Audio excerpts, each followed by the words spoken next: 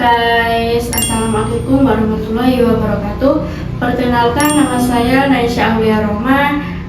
Di sini saya akan menjelaskan sebuah materi.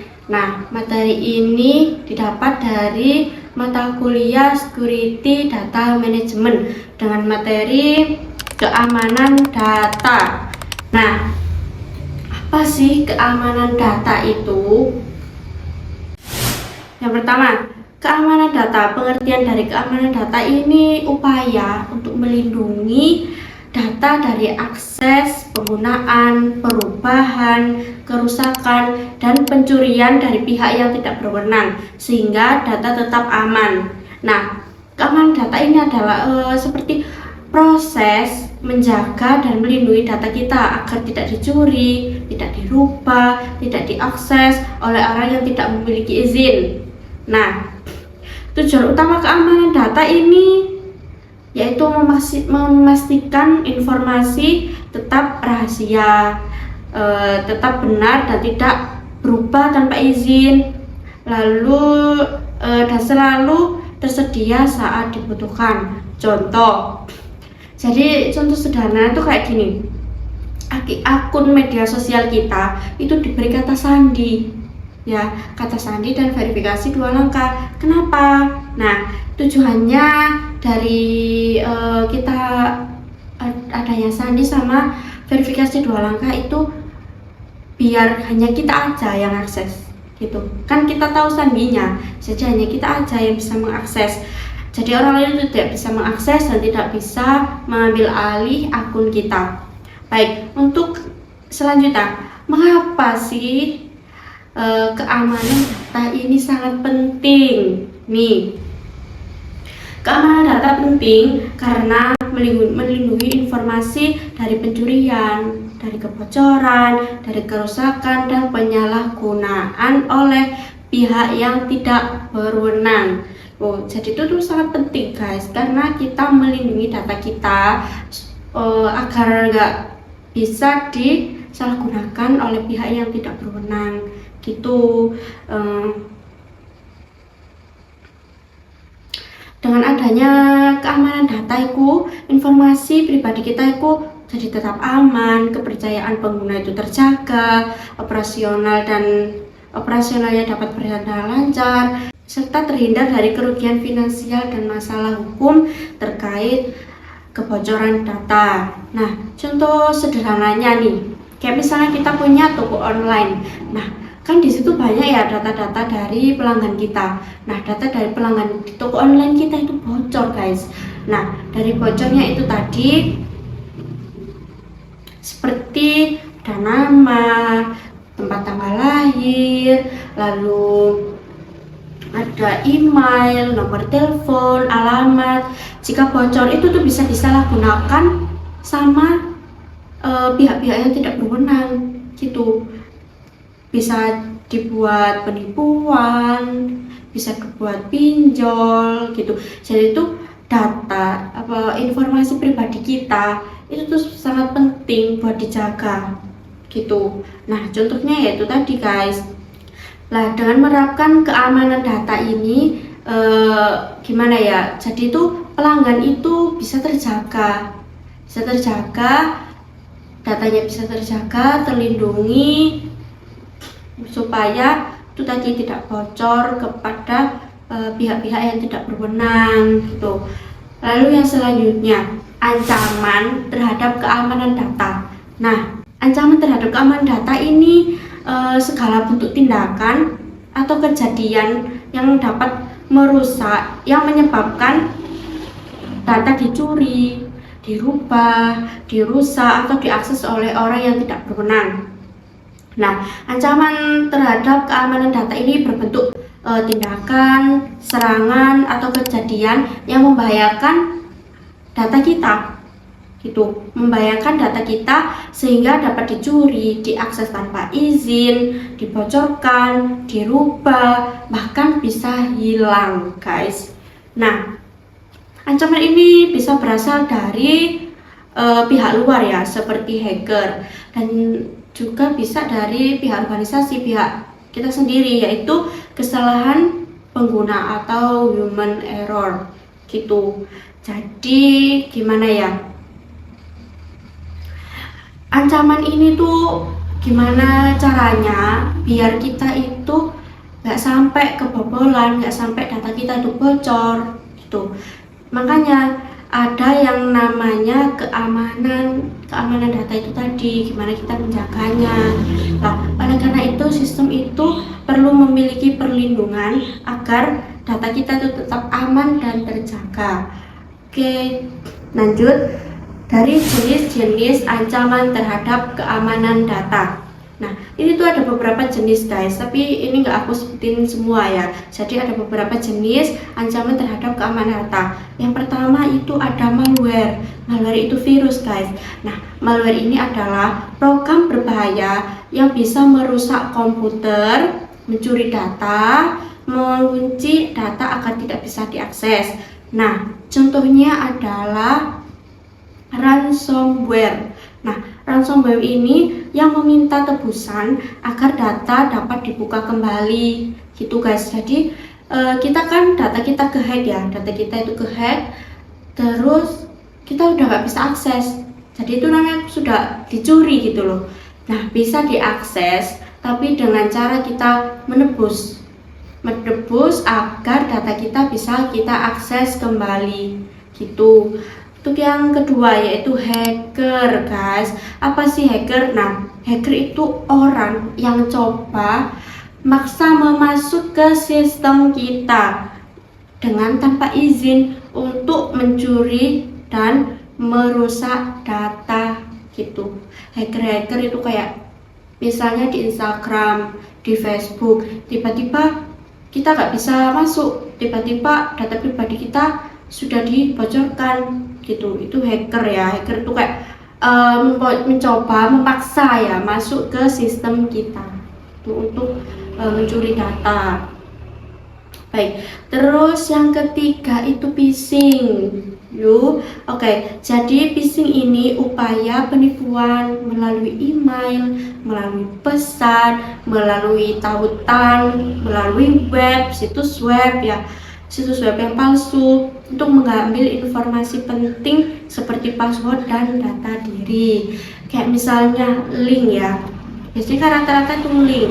Nah, link ini biasanya disebarluaskan kayak penipuan gitu ya, sebarluaskan bagi orang awam yang nggak ngerti, itu bakal diklik guys, kayak misalnya tiba-tiba hilang, tiba-tiba saldo kita hilang, tiba-tiba akun kita hilang itu. Terus ada kayak dia tuh seperti menyerupai seperti akun asli misalnya dari media sosial, ternyata itu palsu, terus ngirim link. Nah, disuruh masukkan email sama kata sandi misalnya. Nah, ternyata itu kita dibobol guys. Itu ternyata itu palsu. Itu namanya phishing. Gitu. Jadi hacker itu bisa masuk ke akun kita itu lewat link itu tadi. Tuh. Ada yang keempat yaitu human error. Nah, ini tuh sering banget terjadi karena human error ini terjadi karena kelalaian pengguna. Jadi kelalaian dari diri kita sendiri bagi pengguna ya. Misalnya menggunakan kata sandi yang lemah, tidak menggunakan verifikasi 2 langkah ya, atau mengirim file sembarangan gitu. Kayak salah gitu guys, salah mengirim file. Jadi human error ini biasanya itu kayak kata sandi itu, ya ampun, itu sangat penting banget. Kata sandi itu banyak banget yang masih menggunakan dengan kata sandinya itu seperti tanggal lahir, bulan lahir, tahun lahir, itu sangat-sangat mudah ditebak. Nah, untuk salah ngirim file itu sangat penting loh guys. Kalau kita salah mengirim file ke orang yang salah ngirim file, nah orangnya ternyata itu tahu kalau data itu penting, dia backup sebelum kita menghapus pesan itu, menghapus ke semua orang ya, menghapus permanen pesan itu. Nah, itu tuh sangat berbahaya. Karena apa? Itu tuh nggak sengaja, tapi itu lalai lalai gitu. Lalainya apa ya? Karena itu tadi, karena kita mengirimkan file yang emang penting, data yang penting, jadi ya bisa jadi itu kesebar karena sudah di backup oleh yang sana sebelum kita hapus. Untuk yang selanjutnya yaitu serangan DDoS. Nah, serangan ini membuat website atau sistem menjadi sangat sibuk sampai kita tuh nggak bisa guys, kita tuh nggak bisa masuk gitu. Karena apa? Karena itu serangannya itu berupa sistem itu menjadi sangat sibuk gitu loh guys. Jadi kita tuh nggak bisa sibuk banyak banget iklan atau apa itu, sampai kita tuh nggak bisa menggunakan web tersebut. Ya, lanjut yang terakhir yaitu bencana alam. Nah, bencana alam itu juga ancaman loh guys. Karena apa? Bencana alam itu kan kayak bisa merusak PC kita ya, kalau misalnya merusak perangkat kita. Bencana alamnya itu kayak bisa berupa longsor, banjir bandang, kebakaran. Nah itu tuh, kalau kita nggak punya backup, perangkat ada cuma di perangkat kita ya sudah, perangkat kita itu hangus, perangkat kita hilang, perangkat kita hancur, rusak, kita nggak bisa mengakses data yang penting itu tadi gitu guys. Karena sudah dari fisik dari perangkat kita itu sudah nggak ada, sudah rusak. Kerusakan komputer kan itu tadi, dari bencana itu tadi bisa membuat fisik dari perangkat kita itu hilang, perangkat kita hangus, perangkat kita hancur ya, karena nggak ada backup data. Jadi kita nggak tahu nih gimana kita cara memulihkannya, sudah data-data yang penting kita tuh hilang gitu.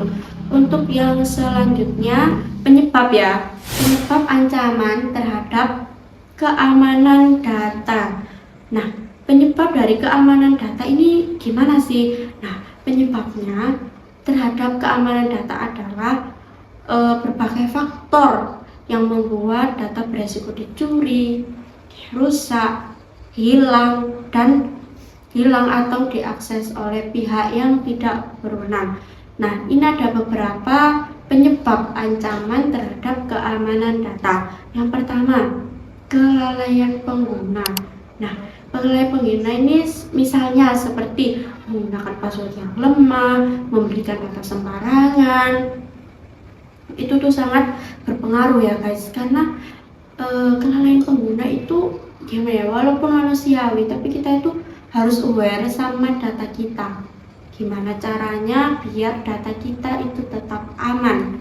Untuk yang kedua yaitu serangan cyber. Serangan cyber ini dilakukan oleh hacker menggunakan virus, malware, atau phishing untuk mencuri dan merusak data gitu guys. Jadi serangan cyber itu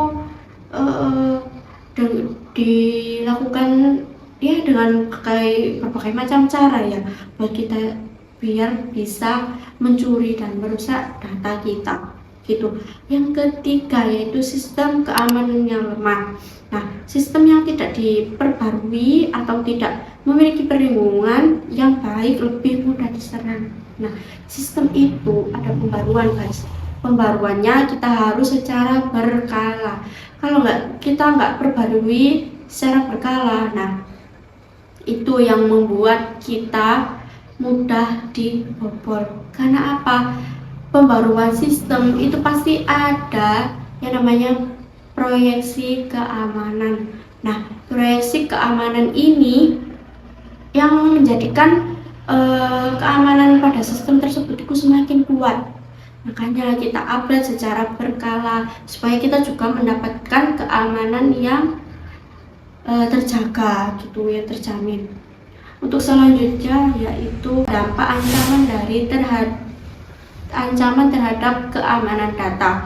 Nah, dampak ancaman terhadap keamanan data ini berbagai kerugian ya guys, berbagai kerugian yang terjadi ketika data berhasil dicuri, diubah, dirusak, atau diakses oleh pihak yang tidak berwenang. Ini ada beberapa dampak ya guys. Yang pertama yaitu kebocoran data, informasi pribadi, atau data penting tersebar ke pihak yang tidak berwenang. Jadi kalau kita udah kena hacker, data kita itu pasti kesebar guys. Data kita kan bocor, terus kesebar.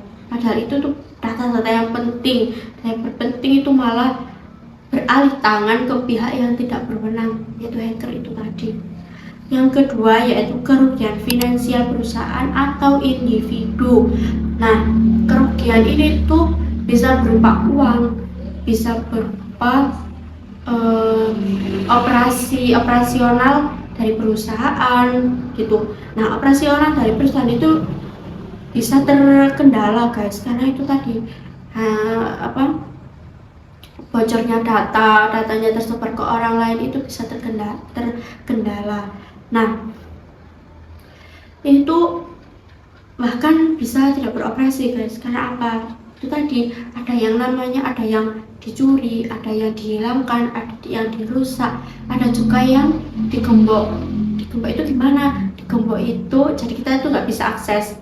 Otomatis operasional pada perusahaan tersebut itu tidak bisa jalan, jadi operasionalnya itu berhenti gitu. Kalau untuk kerugian ya, itu tadi kerugian finansial itu kita memerlukan biaya untuk unlock gitu ya, membuka agar sistem kita kembali kepada kita, data kita kembali kepada kita gitu guys. Terus yang terakhir itu tadi terganggunya operasional. Nah, terganggunya operasional ini bisa juga ganggu, bahkan bisa juga operasionalnya berhenti karena itu tadi data kita tuh dicuri, data kita itu di-lock, jadi kita nggak bisa yang namanya operasional itu tadi di sebuah perusahaan. Oke, lanjut kita ke cara mencegah ancaman terhadap keamanan data.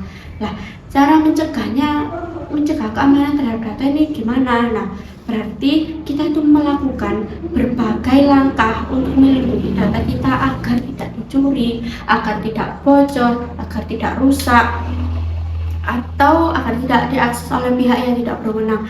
Nah, pencegahan ini bisa dilakukan dengan menerapkan kebiasaan yang baik serta menggunakan teknologi yang tepat. Nah, gimana sih kira-kira caranya? Jadi ini ada beberapa cara ya. Yang pertama, menggunakan password yang kuat. Buat kata sandi yang sulit ditebak ya guys, sulit ditebak, dan jangan membagikan kepada orang lain. Nah, biasanya itu ada guys di akun-akun, kayak misalnya kita buat pin ATM, kita buat password IG atau media sosial yang lain, biasanya ada peringatan kalau kita nggak boleh memakai kata sandi dari tempat tanggal lahir kita, dari bulan lahir kita dan tahun lahir kita. Kenapa? Karena itu sangat-sangat mudah terdeteksi, sangat mudah guys. Jadi itu biasanya itu ada peraturan kayak harus ada huruf besar, harus ada huruf kecil, harus ada angka, harus ada tanda maupun tanda strip, tanda koma, terus tanda seru, tanda tanya itu harus tuh, karena itu kan lebih sulit ya, mereka hacker atau yang mereka itu nggak bisa menebak gitu. Dan jangan dibagikan kepada orang lain. Nah, namanya sandi itu kan privacy ya, jadi itu gunanya sandi itu biar kita aja yang akses, jadi jangan sampai orang lain itu mengakses, jangan sampai orang lain itu tahu, jadi jangan dibagikan. Yang kedua yaitu mengaktifkan autentikasi dua faktor, yaitu menambahkan lapisan keamanan agar akun lebih sulit dibobol. Nah, mengaktifkan verifikasi dua langkah ini supaya akun kita itu ada lapisannya gitu loh, kayak nggak langsung bisa gitu. Jadi ada lapisannya supaya akun kita nggak bisa sulit dibobol. Nah, untuk yang ketiga yaitu perbarui sistem dan aplikasi secara rutin. Nah, update membantu menutup celah keamanan yang bisa dimanfaatkan oleh hacker. Itu tadi, update secara rutin, update secara berkala. Kalau updatean itu kita update aja guys dari perangkat device kita ya, kayak laptop, HP itu kalau ada update ya sudah diupdate saja. Kalau ada aplikasi ya aplikasi kalau mau diupdate ya sudah diupdate saja, diupdate gitu. Jadi itu tadi saya bilang dari awal tadi, proyeksi keamanannya itu selalu ada di pembaruan itu. Jadi keamanannya lebih kuat dan lebih kuat. Seperti contohnya kayak laptop saya ya. Laptop saya tuh udah nggak bisa update ke Windows 11. Sedangkan udah dari beberapa tahun yang lalu banyak laptop yang sudah update ke Windows 11. Nah, Windows 11 itu keamanan juga sangat baik gitu loh guys, ada tambahan keamanannya. Sedangkan Windows 10 ya dipastikan itu keamanannya lemah. Karena apa ya? Karena sudah tertinggal. Laptop saya tidak bisa update ke Windows 11 gitu. Jadi saya kayak lebih hati-hati lagi karena keamanannya sudah melemah dari Windows 11 gitu. Itu tuh sangat, saya juga pengen sekali laptop saya itu bisa update, tapi nggak tahu kenapa nggak bisa update. Akhirnya ya sudah sampai sekarang masih menggunakan Windows 10 tuh. Lalu yang keempat ya, melakukan backup secara berkala. Nah, simpan salinan data di tempat yang aman agar bisa dipulihkan jika terjadi kehilangan. Oke, jangankan data yang sangat-sangat penting ya, misalnya foto saja. Kalau di HP kita sudah kepenuhan, pasti kita tuh memindahkan file foto itu, bisa dipindahkan ke flash disk, bisa dipindahkan ke laptop gitu kan. Kalau itu menurut kita itu penting. Nah, apalagi kayak data-data penting yang lainnya, itu tuh harus ada backup-nya guys. Karena apa? Kalau misalnya perangkat kita hilang itu nggak semua orang juga ngerti, nggak semua orang juga mengincar data yang kita miliki, tapi bisa jadi hanya mengincar device kita, mengincar HP kita, laptop kita buat dijual. Jadi kalau dijual itu biasanya rata-rata itu cuman kayak di restart, dihilangkan semuanya terus dijual. Beda lagi kalau orang yang memang mengincar data kita, mereka pasti gimana caranya bisa membobol data kita, keamanan data kita. Jadi mereka tahu data kita itu isinya apa saja gitu guys. Jadi emang salinan itu benar-benar penting ya, karena kalau misalnya hilang terus HP dijual karena kan sudah hilang ya, reset atau dan yang lain-lain, kita bisa memulihkan kembali gitu, memulihkan data yang hilang itu tadi. Baik, selanjutnya yaitu edukasi pengguna itu emang sangat-sangat penting guys. Itu memberikan pelatihan tentang pentingnya keamanan data dan cara menghindari ancaman cyber. Kadang orang awam kalau misalnya kehack akunnya hilang, itu kadang ya sudah hilang, ya sudah mau gimana gitu kan. Ya misalnya akun Instagram, akun TikTok, akun Facebook, kalau memang akunnya itu tidak dibuat aneh-aneh, tidak dibuat penipuan, terus kayak orang awam ya sudah gitu kan. Ya sudah, kalau hilang kita buat lagi. Nah, kita itu gimana caranya kita bisa mengedukasi pengguna, gimana caranya bisa menjaga data kita itu tetap aman, data kita itu tetap di tangan kita sendiri gitu. Karena human error itu ya emang dari kesalahan dari kita sendiri, dari manusianya, dari penggunanya. Terus gimana pentingnya juga keamanan biar nggak serangan dari cyber. Karena orang-orang itu kayak orang awam ya, mungkin yang tidak mengerti, kayak misalnya ada dikirimi link dapat hadiah gini-gini dari pesan, dari WhatsApp, dari email gitu, tiba-tiba diklik saja terus tiba-tiba saldonya hilang. Nah, itu penipuan yang marak terjadi guys. Di kemarin-kemarin itu marak banget terjadi, tiba-tiba diklik, tiba-tiba saldo yang ada di e-banking kita, ada di bank kita itu tiba-tiba hilang. Itu sangat sering, dari itu perlu banget edukasi guys. Karena apa ya, itu tadi nggak ngerti, tiba-tiba ditipu gitu ya sudah hilang gitu. Tidak hanya itu ya, tapi mungkin rata-rata kayak bapak-bapak, ibu-ibu, apa ya, kayak sepuh-sepuh masih pegang HP, dan mereka nggak ngerti ya gimana cara agar data kita aman, gimana mengenali penipuan itu tadi itu, karena nggak ngerti. Jadi ya gimana pun kita juga harus ada edukasi, kita bilangin ini nggak boleh, kayak ini kayak gini itu, biar mereka juga nggak ketipu gitu loh. Oke, kita masuk ke studi kasus. Jadi studi kasus yang aku pilih di sini yaitu akun media sosial yang diretas. Oke, gini aku bacain ya, ini studi kasusnya. Seorang mahasiswi memiliki akun media sosial yang digunakan untuk berkomunikasi dan menyimpan banyak informasi pribadi. Namun ia menggunakan kata sandi yang mudah ditebak, yaitu tanggal lahirnya, dan tidak mengaktifkan verifikasi 2 langkah.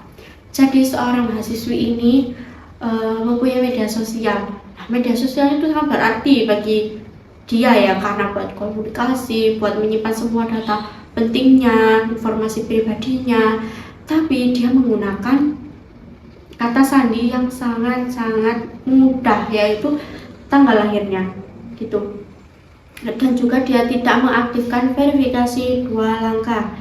Oke, kita lanjut. Suatu hari ia menerima pesan yang mengaku dari pihak media sosial dan meminta untuk login melalui sebuah tautan.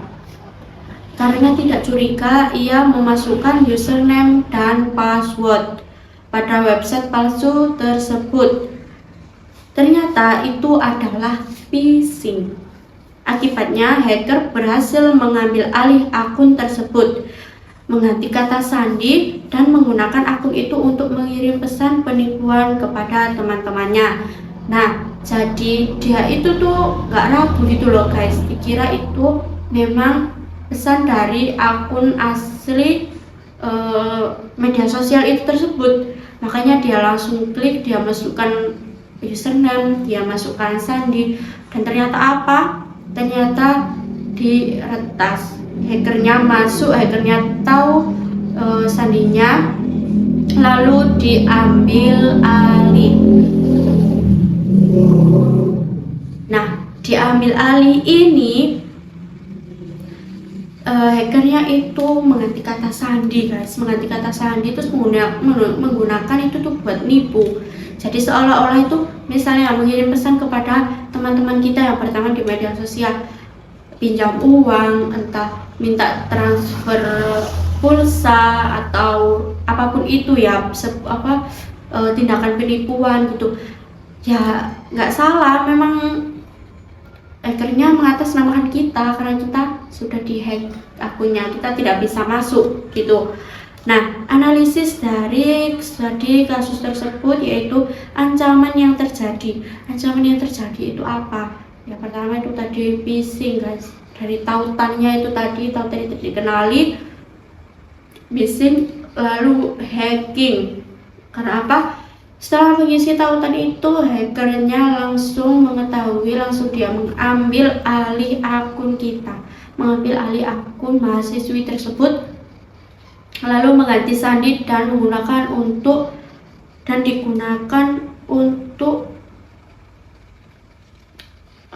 mengirim pesan penipuan kepada teman-teman media sosialnya mahasiswi tersebut.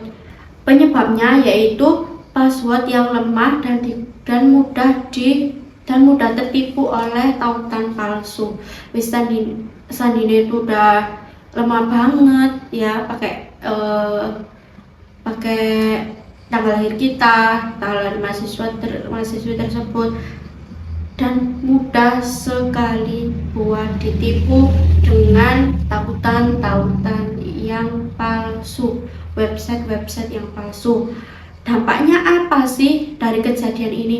Dampaknya itu akunnya itu diambil alih guys, akunnya diambil alih, data pribadinya bocor, isi dari akun media sosial tentang berkomunikasinya itu tadi itu bocor, terus akunnya digunakan untuk menipu orang, dan dampaknya itu sangat-sangat besar ya, karena itu kelalaian diri kita sendiri juga, kelalaian pengguna.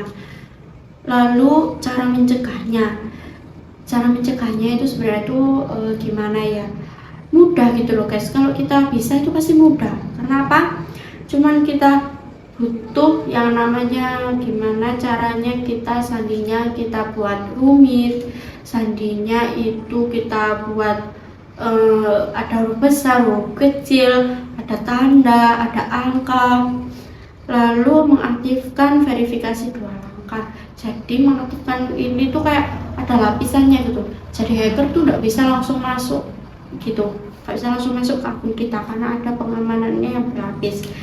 Dan jangan pernah login ke tautan yang mencurigakan gitu, karena dia memang tidak nggak aware sama akunnya, jadi itu dia ya sudah diklik saja, dikira itu beneran dari akun resmi media sosialnya, padahal itu adalah tautan palsu dari hacker. Oke, dari analisis tadi kasus yang telah saya jelaskan itu ada kesimpulannya. Nah, kesimpulan dari kejadian tersebut yaitu kasus ini menunjukkan bahwa kelalaian pengguna dapat menyebabkan kebocoran data dan kehilangan akun dengan menerapkan langkah-langkah sederhana keamanan sederhana seperti menggunakan password yang kuat dan mengaktifkan verifikasi 2 langkah dan lebih waspada terhadap phishing. Nah, resiko ini dapat dikurangi itu guys, dari kita aware sama akun media sosial kita, pasti resiko-resiko yang kayak gitu itu bisa dikurangi itu guys. Jadi kita bisa menjaga yang namanya data kita, yang namanya akun media sosial kita. Baik, setelah penjabaran yang saya jelaskan, setelah materi yang saya jelaskan, di sini ada kesimpulan dari semua yang saya jelaskan. Bisa diambil kesimpulannya yaitu keamanan data adalah upaya untuk melindungi data agar tetap aman, tidak dicuri, tidak dirubah, dan hanya bisa diakses oleh pihak yang berwenang. Nah, ancaman terhadap keamanan data dapat berasal dari virus, dari hacker, dari phishing, maupun kesalahan manusia itu sendiri, yaitu kesalahan manusia itu seperti kelalaian ya, kelalaian dari pengguna. Oleh karena itu penting untuk menerapkan langkah-langkah keamanan seperti menggunakan password yang kuat, melakukan backup data, memperbarui sistem, dan selalu berhati-hati saat menggunakan internet agar data tetap terlindungi. Sekian yang dapat saya sampaikan dari materi yang saya paparkan. Mohon maaf jika ada kesalahan kata, kesalahan pengucap. Saya ucapkan terima kasih yang telah memperhatikan saya, memperhatikan penjelasan saya. Sekian, terima kasih. Wassalamualaikum warahmatullahi wabarakatuh.